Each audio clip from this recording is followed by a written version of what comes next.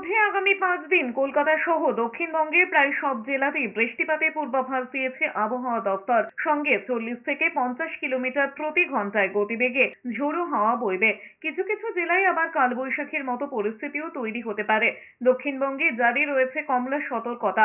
দুর্যোগে সব থেকে বেশি ঘন ঘটা দেখতে পাওয়া যেতে পারে বীরভূম, মুর্শিদাবাদ, নদিয়া এবং পূর্ব বর্ধমানে। আগামী 5 দিনের মধ্যে 23 ও 24 তারিখ সব থেকে বেশি বৃষ্টি হতে পারে দক্ষিণবঙ্গে।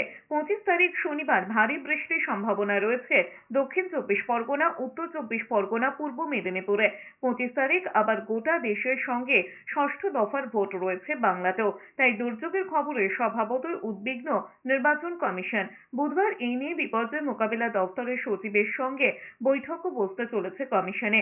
এদিন আবার উত্তরবঙ্গের সব জেলাতে বৃষ্টিপাতের সম্ভাবনা রয়েছে। সঙ্গে 40 থেকে 50 কিলোমিটার গতিবেগে ঝোড়ো হাওয়াও বইতে পারে। আগামী কয়েকদিন আপনার মোটামুটি দক্ষিণবঙ্গে তো প্রায় তো প্রত্যেক দিনই আমরা থান্ডারস্টর্ম, লাইটনিং, রেন পেতে পারি। 22শে মে কোনো অরেঞ্জ অ্যালার্ট নেই, কিন্তু দক্ষিণবঙ্গের সব জেলাতেই বজ্র বিদ্যুৎ সহ বৃষ্টি প্লাস ঝোড়ো হাওয়া 40 থেকে 50 কিলোমিটার প্রতি ঘন্টায় গতিবেগের সতর্কবার্তা দেওয়া হয়েছে।